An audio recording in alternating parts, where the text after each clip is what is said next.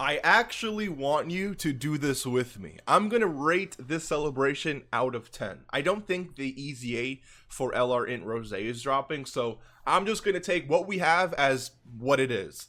How would I rate the current worldwide celebration as it stands, and how would you rate it as well using these 5 categories? We have the new units category, which are, as it says, new units, not EZAs, because that has its own section underneath. So out of 10, how would you rate the new units? Out of 10, how would you rate the new EZAs? Out of 10, how would you rate the overall content the celebration gave? Out of 10, how would you rate the overall pacing of the celebration? And out of 10, how would you rate the amount of free-to-play Dragonstones that we received? There is no right or wrong score or answer, because you may feel differently about one of these topics than someone else, and that's perfectly okay, which is why I think it's really fun to read the comments like I usually do and see what you would give the, like what score would you give for the worldwide celebration. But I'm going to go ahead and hop into this, and at the end what I'm going to do is just double all the numbers, because I want an overall score out of 100, but there's only 5 categories. So if I just double 50 at doubling 50 gives me 100, so whatever score I have out of 50 should be my overall percentage for this celebration. Let's hop into it, and of course I'm just gonna, if I don't plug myself, who will? Road to 61k. Consider subscribing. We're pretty close to 60.7, and all the love and support definitely helps. So I appreciate you being here. Hopefully you're having a great day. Let's continue with this video, starting off of course with the new characters. And for the celebration we received the blue duo who fuses into Vegito. We got the banner unit Mai, we got Zamasu, or I guess merge Zamasu, and then the banner unit Zamasu, and then the free-to-play Trunks. I'm not going to spend too much time because there's a lot of things to cover in this video, but just to give you my overall feelings, this unit here is a very powerful character. I wish they were indisputably, that's not a word, right?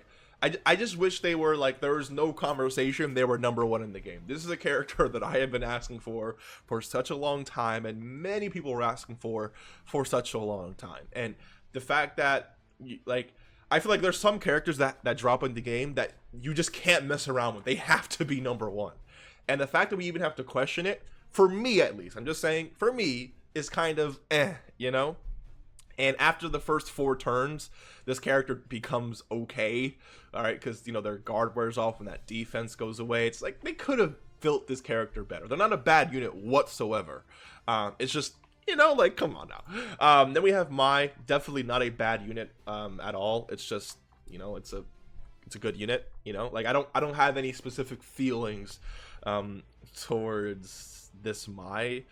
I'm not going to rate her extremely high. I'm not saying she's a 9 out of 10 or anything like that, but she's not a bad unit at all, right? She definitely has really good defensive utility, so I definitely do like this Mai.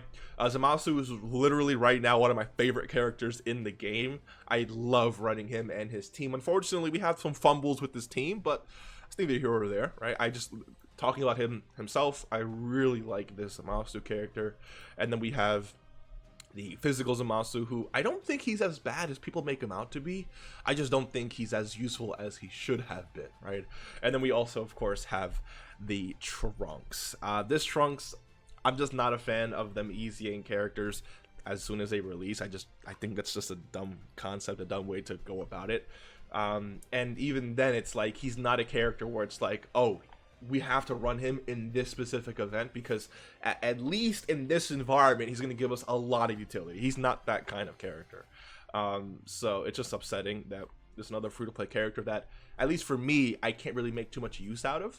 And it may be, if you're new to the game, you're completely free to play, he could be a great option, but it doesn't change the fact that, in the hardest modes, I don't want every character, even especially free-to-play characters, not every free-to-play character is designed to be omega powerful in red zone, but it would have been really nice for the first 3 turns, maybe he couldn't be touched, or maybe for the domain ability gave him 2 turns of invincibility, just something where it's okay, we can really utilize this in this specific hard content, right? Not for him to be super OP in every turn of the entire fight, but something where it's what, if I bring Trunks and I do this on turn 4, then maybe I have a chance to beat him with something strategic like that. But we didn't get that. So in terms of overall characters, like new characters in the celebration, I'm gonna have to give it like an 8 point. I'm gonna give like do I give it a 9? I think a 9 is pretty high. Like, I'm not a big fan of the Trunks. This unit could have been a lot better. Zamasu is really good. He could have been a lot better. I'm gonna give it like an 8.5, to be honest. I'm gonna go with an 8.5 out of 10. And I'll just keep adding this up until we get it out of 50, then I'll just double it at the end of the video, right? So I think, you know, for me, I'm not saying it should be like this for you, right? Just give me your own score. But for me, I think 8.5 is good. So like these characters are all good. It's just they could have been a lot better. So 8.5 I think is definitely fair. That is for the new units category. Let's go to new EZAs. I think this celebration overall did a really decent job with the EZAs. So I'll tell you this right now. Part 1, we had these two EZAs here. The Zamasu EZA I absolutely love. That is a 10 out of 10 EZA for me. Trunks EZA, I also love his. I don't think he's as bad as people make him out to be. Like I remember Truth on Twitter, or even a lot of other people calling him mid. I do not agree he's mid whatsoever. Could he have been better? Absolutely. But he's definitely not mid. So I think these two EZAs were definitely W's in my book. Then we have part 2. I didn't pull up all the EZAs because I would have a million tabs open. So I didn't really do that, but let's just scroll through this really quickly. I love this Future Gohan EZA. He could have been a little bit better in my opinion. And just to say this, because Future Gohan is one of those characters where he's kind of like tricky to run before he transforms because of this right here. Let's see. Reduces damage received by 58% when HP is 70% or less. Like I get it, right? Like it's when he transforms, he has that, you know, just uncancelable. I'm speaking in Legends terms here, but you get the point. Like he just has straight up 58% damage reduction. I think I would have liked it for this Future Gohan to either have guaranteed guard or some type of like base damage reduction, right? I don't know. Like he's definitely not bad in this at all. I just think he could have been slightly better.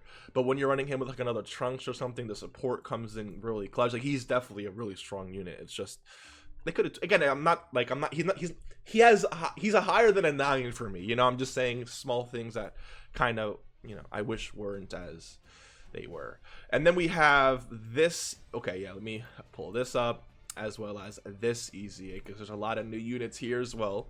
When it comes to the new units that we can EZA through here, Zamasu himself, I think he's a really good EZA. Also, I think Trunks is also a really good EZA as well.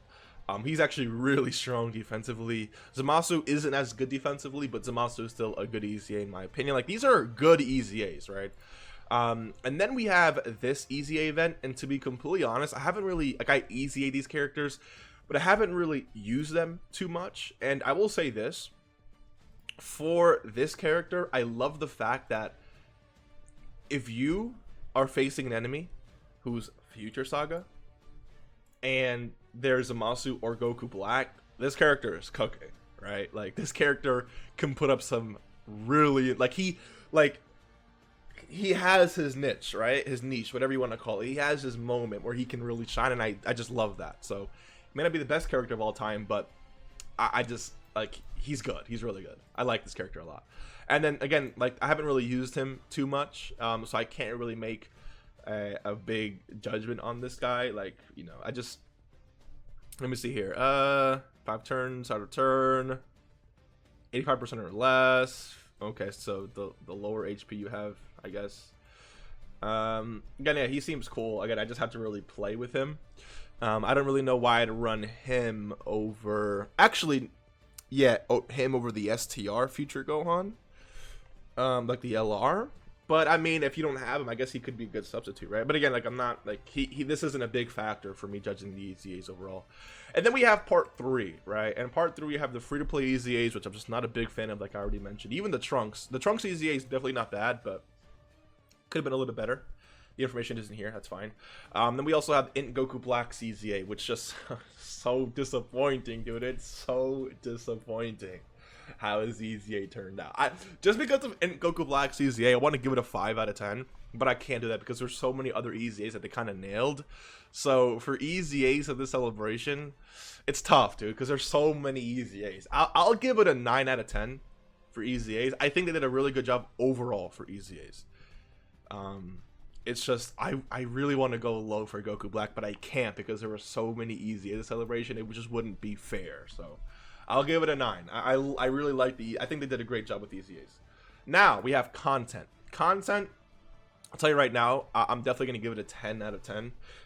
The campaign missions, all the missions, honestly, this stuff, I'm not going to say this isn't content, but I like that it's a thing. This being able to do missions to get a free 50 multi, I do consider content, especially since it comes with missions, right? New story event, new stages, this, which gives you a lot of Dragon Stones, also this, when it comes to skill orbs, a new challenge event. We got Red Zone, Ultimate Clash, a lot of missions for a lot of previous Red Zones, all the EZAs I already showed you. It's like, that, just for part 1, I'm okay with giving it a 10 out of 10. I don't think there was any issue with the content we received. A lot of new missions for content, a lot of new difficult events, stages for this, new events here, new events that. Like, I definitely love the content we got. I'm not even going to spend more time on it. I'll give it an easy 10 out of 10.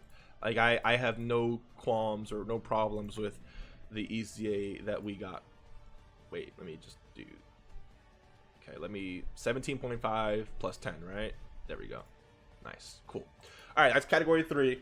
Category 4, so when it comes to pacing, I actually think the pacing in part 1 was actually really good. So the celebration itself started on the 25th, right? And then the banners dropped a day or two later, right? So that's already decent pacing so far. I think we can all agree on that. I think this every few days felt really nice, to be honest. I'm not going to say it made the game more alive, but, you know, it was nice to have something like that pop up every once in a while. I mean, quite a few times with the celebration, of course. The missions like this were definitely cool. I'm going to scroll down here a little bit further, though. The new story events and stages definitely kept us busy for a little bit. The new challenge event also kept us busy. A lot of content immediately, right? Then we had Ultimate Clash, which started just a few days later, right? Which is great for content. Then we had missions start a few days later from that, right? And then EZAs dropped a few days later. Like, I think the pacing for part 1 was incredible. Like, every few days we were getting things in the game. For part 2, I mean, I kind of guess it felt the same in a way. Not really, because there's definitely more content in part 1, at least in my opinion. But the missions, the stages, and then an EZA on the 8th, was it? Yeah, EZA on the 8th. A lot of things dropped on the 8th, and then an EZA stage about a week later. Like, if these were like a day or two apart, I think that would have been like what? Let's see. So this have dropped on the 8th, and this dropped on the 15th. So what if it was like the 8th, and then like the 12th, and then the 15th? You know, like, that would keep the game feeling really alive, in my opinion. The pacing for part 2 was definitely good, and the pacing for part 3 is definitely a little bit slower because there isn't really that much going on anymore. But I think overall with the pacing, I really liked how they handled this compared to previous celebrations. So I would, again, give it a 9. I don't really have any problems with the pacing. 36.5 so far. And then free-to-play Dragon Stones. I mean, if I just go to the free-to-play Dragon Stone section right now, we're at, what, 700 Dragon Stones? I think part 3 itself, yeah, part 3 is giving like 150 something Dragon Stones, plus they usually give like a thank you kind of bonus. We're gonna definitely be, you know, around the 900 1,000 Dragon Stone, free to play Dragon Stone mark, which for me is absolutely perfect. It could have been a little bit more if it ends up being between 900 and 1,000, but again, it's like a big celebration giving 900 free to play stones, 1,000 free-to-play stones. There isn't really much more I can ask for. Like, would it be great to get more? Of course, but I mean, like, what more can we really ask for when it comes to a celebration like that? So, wait, did I forget to wait, with new units, I completely forgot to talk about Future Gohan and Trunks, right? Let me add 10 to this. Future Gohan and Trunks. Let me multiply this by 2. A 93 out of 100 would be my overall score for this worldwide celebration. You know, the part I don't know why I completely forgot about Future Gohan. Future Gohan is definitely a 10 out of 10 for me.